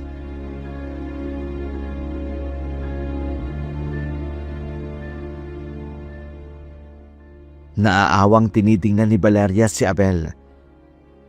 Namumula ang mga mata nito dahil sa pag-iyak. Samantala, halos 1 oras din silang naghintay bago nila nakita si Selena na nagmamadaling lumabas ng motel. Kaagad na nakatingin si Abel kay Valeria at agad nilang sinundan ang babae. Huminto ang sinasakyang tricycle ni Selena sa paanan ng gulod, papasok sa gubat. Pagkababa ay nagmamadali siyang naglakad. Kaagad na sumunod sa kanya sina Valeria at Abel. Mag-aalas 5 na noon ng hapon at dahil Disyembre, maagang lumubog ang araw. Mabilis na kumalat ang dilim sa paligid. Ngunit hindi iyon naging hadlang upang sundan si Selena hanggang makarating sila sa isang bahay kubo.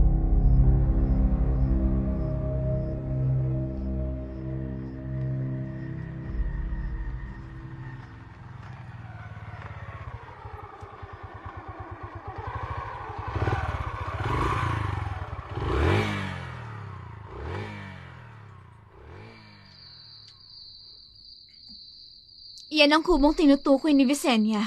Sigurado ka? Oo. Nabanggit niya sa akin yan noon, bago siya mawala. Nawala lamang sa isipan ko eh. Maya-maya lang, aangat ng bilog na buwan. Dito pala nagpupunta si Selena tuwing kabilugan ng buwan. Hindi magandang pakiramdam ko sa asawa mo, sir. Anong ibig mong sabihin? Hindi normal sa isang normal na tao ang lumalabas tuwing kabilugan ng buwan. Ano ba talagang meron sa kabilugan ng buwan? Masasagot natin yan sa oras na malaman natin kung ano ang lihim ng silosa mong asawa.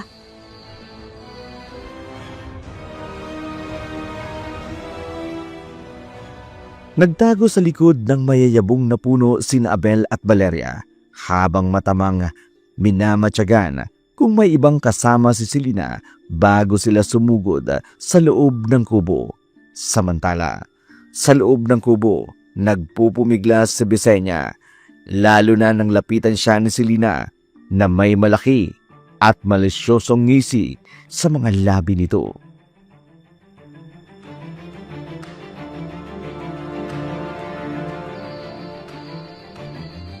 Lumayo ka sa akin! Kriminal ka! Visenya, huwag ka na matakot sa akin. Halika na, sumama ka na sa akin.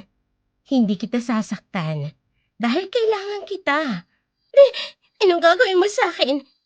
Wala kang awa. Pinatay mo ang kalaguyo mo. Tapos ako naman ang isusunod mo? Sabi ko naman sa'yo, hindi kita sasaktan. Hindi pa. Tulong! Isara mo yung bunganga mo. Halika, sumama ka sa akin sa labas. Halika! Itiwan mo ako, hayop ka, Ate Selena. Itiwan mo ako! Hindi lang ako hayop, Visenya. Mas hayop pa ako sa hayop! Itiwan mo, sabi ako eh!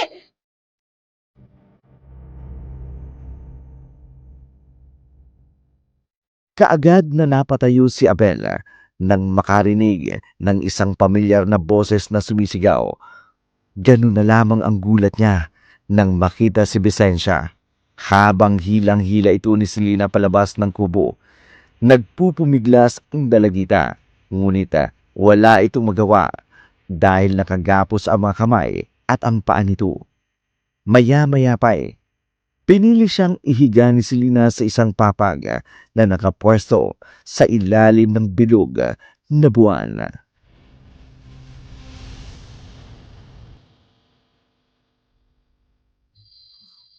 Anong gagawin niya sa kapatid ko?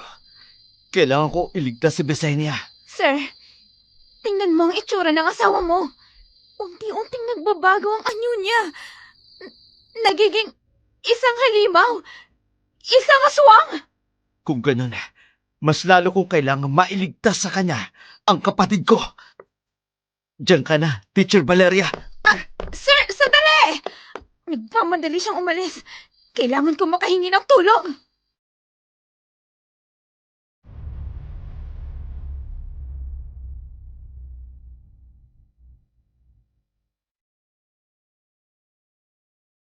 Nagmamadaling naglakad si Abel. Nananakit ang kanyang mga paa at binti kahit hindi pa rin siya makapaniwala sa nasaksiang katotohanan tungkol kay Selena. Ngunit wala na siyang ibang iniisip sa mga sandaling yun kundi ang mailigtas si Besenia. Samantala, si Selena naman nagdarasal ng isang itim na orasyon habang hawak ang isang matalim na punyal. Akma na sanang itatarak ni Selena ang punyal nang biglang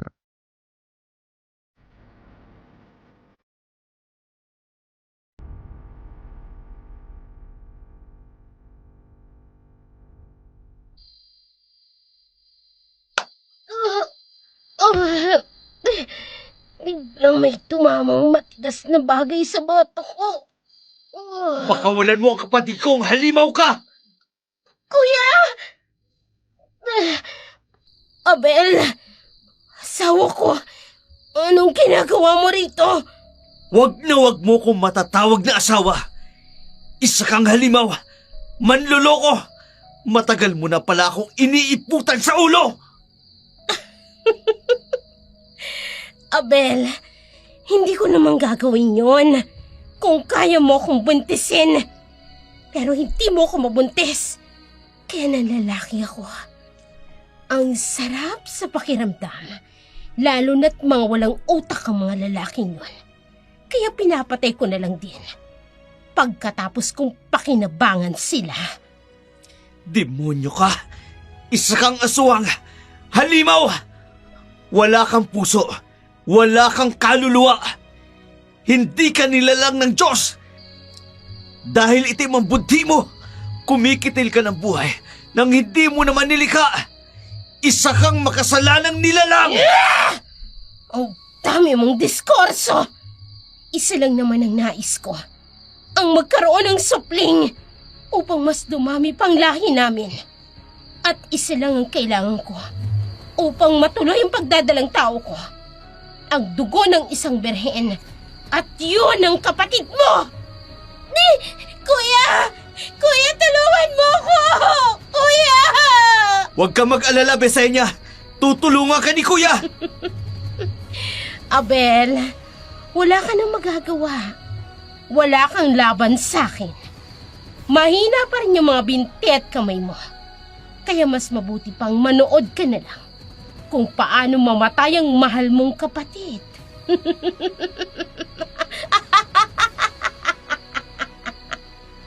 Selena!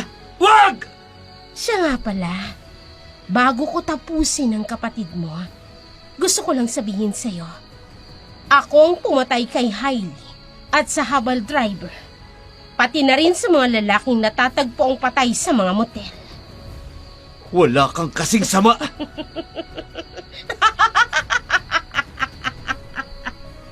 Etong bagay sa'yo, ah! Walang hiya ka!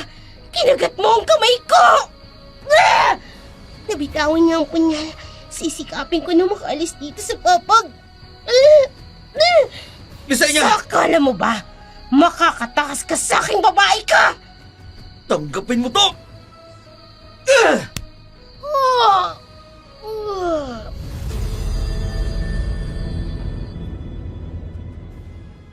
Sinaksak ni Abel si Selena sa tagiliran nang mawalan ito ng pokus sa pagkakagat dito ni Besenia. Samantala, si Besenya naman nahulog sa kinaroroonan nitong papag at dahil sa nangyari, umalingaw-ngaw sa dilim ng gabi kasabay ng mga alulong ng aso at ng nakatatakot na boses ni Selena. Kaagad na dinaluan ni Abel ang kanyang kapatid. Gamit ang punyal ni Selena, kinalagan niya ang gapos ito. Ngunit bago pa man sila makatakbo, nakabawi na ng lakas si Selena.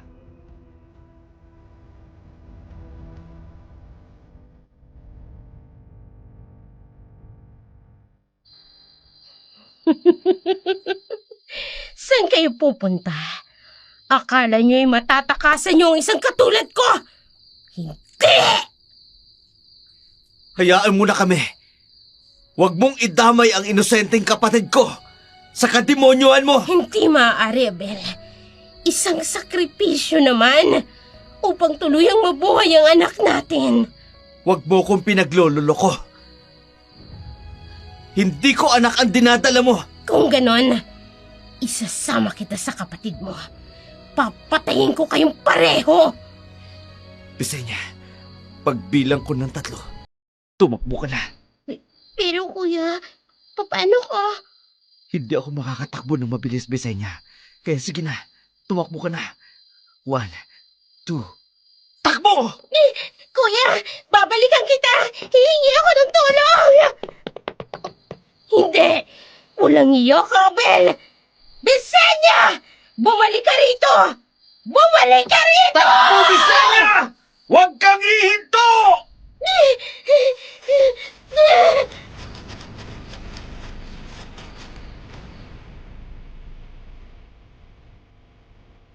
Mabilis na sinundan ni Selena ang tumatakbong si Bisenya. Kahit anong pigil ni Abel, hindi niya ito mapigilan. Iika-ikang sinundan ni Abel ang kanyang asawang aswang patungo sa kasukalan ng gubata hanggang sa makarinig siya ng mga sigaw na nagpakaba sa kanya.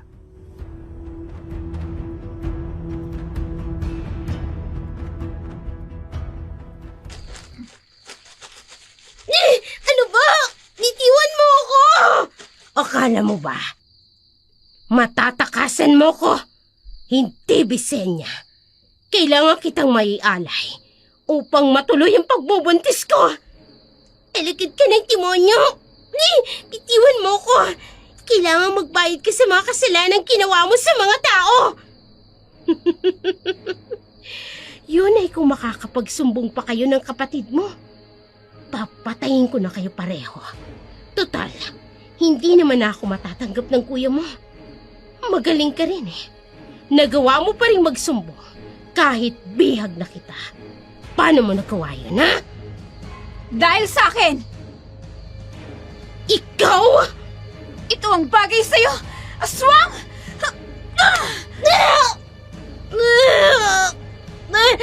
Ano?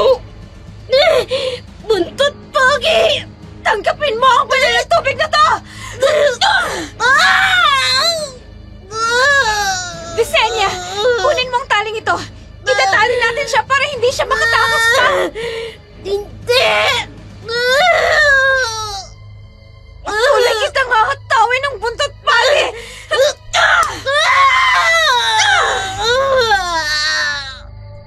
Mga kasama, narito ang dinukot na dalagita. Dito kayo, tulungan natin sila. Humingi ka ng tulong sa taong bayan. Walang iya ka! Pakialamera! Ang mga katulad mong nilalang, hindi na dapat hinahayaang pag-alagala sa lipunan. Isa kang mapaminsalang nilalang. Sinisira mo ang kalikasang likha ng Diyos. Ginagamit mong maitim mong budi bilang aswang upang manakit ng iba. Hindi! Bisenya! Kuya! Bisenya, Akala ko hindi na tayo magkikitang muli. salamat sa Diyos, Bisenya. At ligtas ka. Ligtas ka.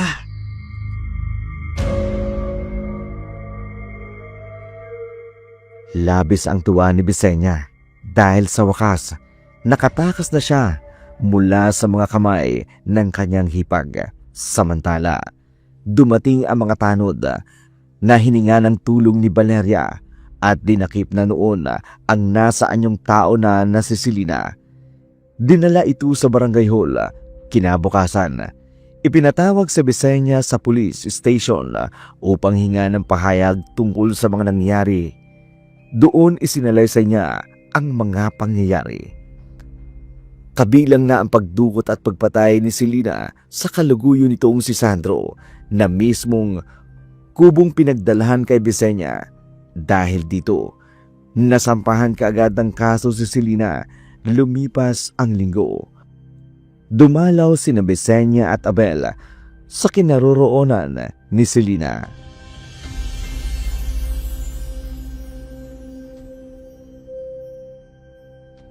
Anong sabi niyo, Dok?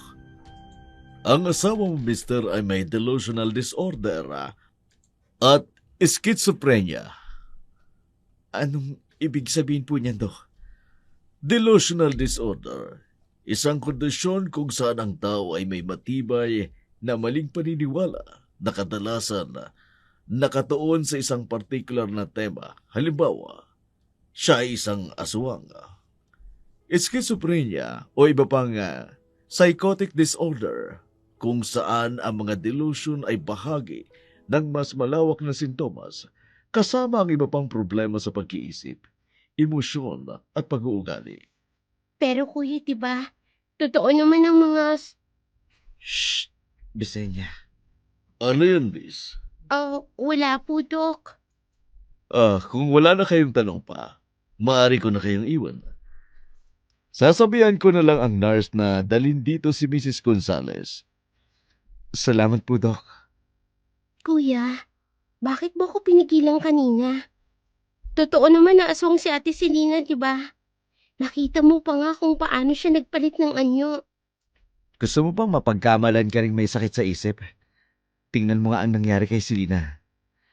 Bisenya, hindi naniniwala ang science pagdating sa folklore o mga pamahiin.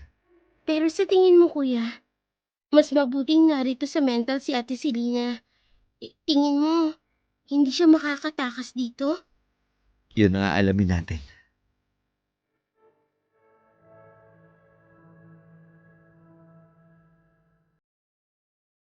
Ilang minuto silang naghintay bago lumabas si Selena.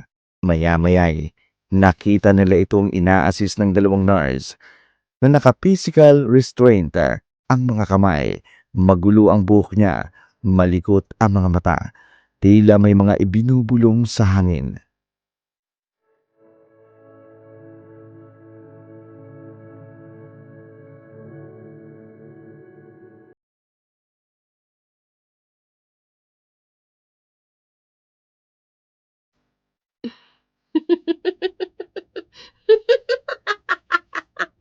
Kabilugan ng buwan! Magiging aswang na ako. Kayo! Ikaw! Iaalay kita para mabuntis ako. Kuya, bakit siya napaliw? Maraming itinurok sa kanyang gamot ang mga doktor. Dahilan sa pag-aakalang baliw siya. May rare condition siya kaya siguro tuluyan na siyang naapektuhan. Alam nyo, marami akong lalaki. Gusto ko kasing magbuntis. Kasi yung asawa ko, hindi ako mabuntis eh. Gusto ko kasi dumami ang lahi naming mga aswang. Kaya lang, nahuli nila ako. Bisenya, Abel, Valeria, Hailey, Sandro!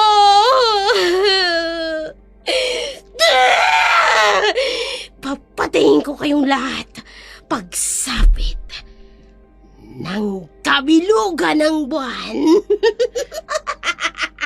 Hindi ko akalain. Aabot tayo sa ganito. Sa loob ng 7 taon nating pagsasama. Iaalay kita. Hindi ko malang natuklasan ang tunay mong pagkatao. Napakagaling mong magpanggap. Tuluyan ang nabaliw si Selena. ano-ano ang mga panggagamot ang ginawa ng doktor upang alamin ang lunas sa sakit ng kanyang utak. Inilihim naman ng magkapatid na sina Abel at Bisenya ang totoong katauhan ng babae dahil kung malalaman ng mga tao sa bayan na siya ang aswang na sumasalakay noon, baka siya ay patayin. Kahit na naging masama sa kanila si Selena, naging bahagi pa rin siya ng kanilang buhay at pamilya. Lumipas ang ilang taon. Naging magkasintahan sina Valeria at Abel. Nagpakasal. Binigyan ng isang anak, samantalang si Bisenya naman, isa ng engineer na namamalagi sa Maynila. Hanggang dito na lamang ang aking sulat. Maraming salamat, Dark Shadow. Lubos na gumagalang, Bisenya.